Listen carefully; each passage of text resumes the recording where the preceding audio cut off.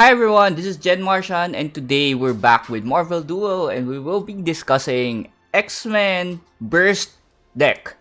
So, Burst deck will most likely be focusing on Phoenix, as you've probably been seeing in your matches, and the other option that you might want to look into is Storm. I will be discussing that, and so let's take a look at the deck list. Alright, so here is my take on the burst mechanic. The main card that you will want to have when you're going to be doing burst is this card, Call of the Storm.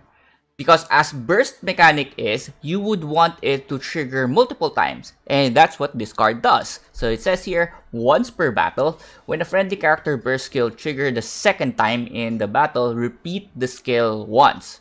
So with this in mind, what you want to have in the ideal scenario is you should have 2 units that is already ready, burst ready, meaning they have 2 units with 1 burst count. The first one is your initiator, which you will put on your far left, and then your second one will be your killer or your main card, basically, which is going to be the one who will trigger the Call of the Storm. Most of the time, it is going to be Phoenix. So, let's say your Phoenix is in your second slot. After she triggers her skill, all Call of the Storm that you have will trigger multiple times, ensuring the burst to trigger to be used multiple times as well. Yeah, right. So that is the basic strategy of it. Now, let's go to the cards. In 2 cost slot, sadly, Cyclops is my boy. I would have wanted him to be my a strong unit. Sadly, he's not. So he's only... That's what the reason why he is here is he is a filler unit that can be an initiator. You can put him in front if he is already burst ready to ensure that your second one can be triggered or whatsoever. So most of the time when you're playing this deck, you are like switching units around from first slot, second slot, and vice versa. Just to ensure that your slot 1 and slot 2 are burst ready. So that's his only purpose. So they only put 1 copy of him because essentially he's weak. So yeah, just an initiator. That's his only purpose. The next one is, to me, my X-Men. This is actually better than the Cyclops Visor, which is crap because it only does 3 pierce damage. And most of the time, even if it's targeting the lowest power, most of the time they will be having a very high armor. So pierce is pretty much useless. So just use to me my X-Men. That's 2 cost. Technically, you're just refreshing your deck, your shop, like it says here. It refreshes the shop, and you even have a free awaken, burst in this case because you're using a burst deck. So just use 1 copy of this. You don't need a lot, unlike the awaken deck that we'll be explaining on a different video.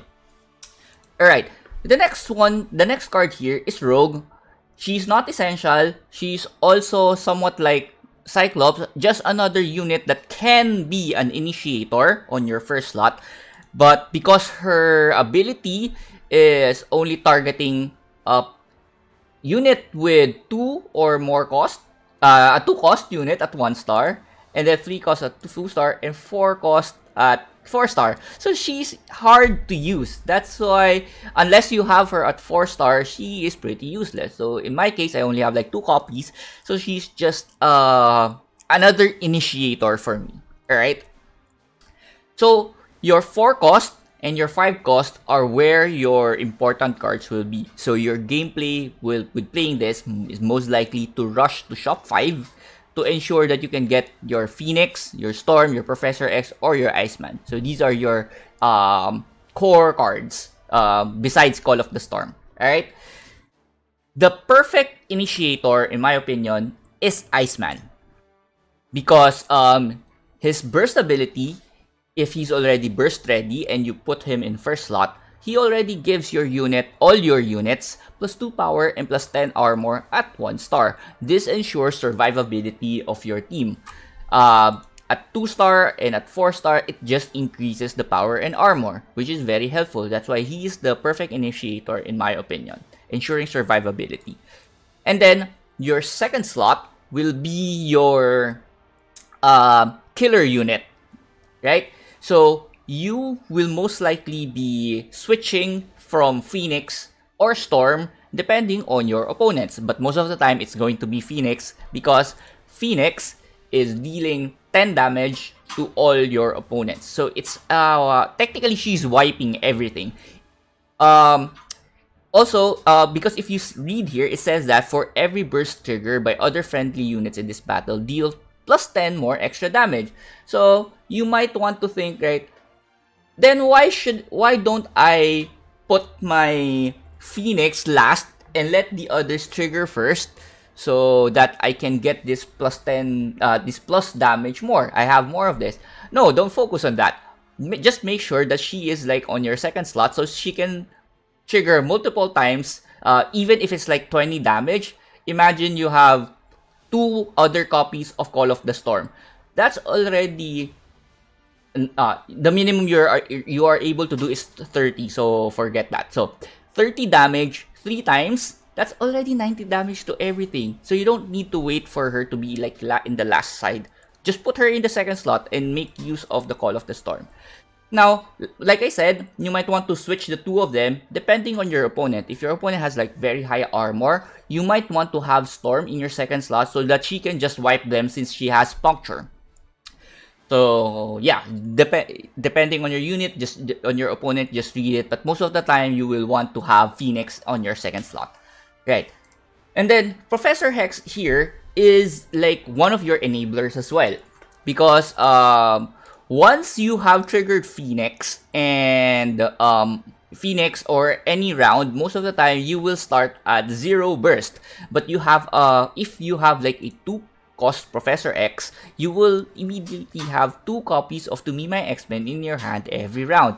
With that, you can enable and give 1 burst to 2 units that make sure you are able to trigger it readily at the start of the next round. That's why Professor X here is very useful as well. Even without him, you can make it work, but having him is still very ideal to ensure a smoother gameplay, right? Your 6 cost, basically you have Wolverine here. That is crap, just a filler. You don't really need it, and because by the time you reach here, you're already set up. The only thing you might want to have is a Phoenix Force. Phoenix Force gives one of your burst units, which is your killer, most likely, gets a +2 action time.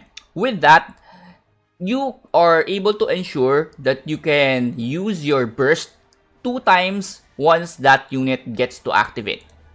So let's say your Phoenix is already at burst ready, right? Meaning 1 burst. So having 3 attacks ensures that she can trigger it twice. Yep. So that's how it is. For the skills that you will want to have, the hero skill, in my opinion, the ideal scenario you want to get is this energy recession. It is basically a 0 cost that gives you free 2 battle gems. Although it says here that it gives you a -1 burst count to one of your units, just use it on your Cyclops, your Rogue, right? You don't really need them. Or any unit that has 0 burst to begin with. Then this is basically +2 battle gems for free. This is my ideal. Phoenix Burst is also helpful, but you can survive without this, especially when you have Professor X already. Right. Now let's discuss the other supporting decks. We have Iron Man here for economy, so you can just copy here. Of course, there's Tony Stark. Why do I have that? Maybe Iron Patriot. This is just for economy. And then for neutral cards, I have here just Urgent Shrink, just for setting up early game. Resolute Assault for HP. Rallying Cry to get your Icemans and Storms, right? So this is pretty standard. You can tweak it in whatever you want. Now, the important things I want for my deck is to have a Spider-Man here, because you want to have a Silk, either Silk or Venom Mysterio. in your board so that you have a guard, because X-Men innately doesn't have any guard units. So you would want to have a silk to protect your units, and then web snare to help you ensure that you are able to at least make your first 2 units activate. So yeah. Also, the other thing that you might want here is the spider glider, a very strong equipment for your for all of your units, because they're all support, and you get to ensure to help you stun them, and so that you can trigger your skills more smoothly. Alright, so basically that is the deck. Now let's go to the video, and hope you guys enjoy the gameplay. Alright, see you in the next one. Break time's over.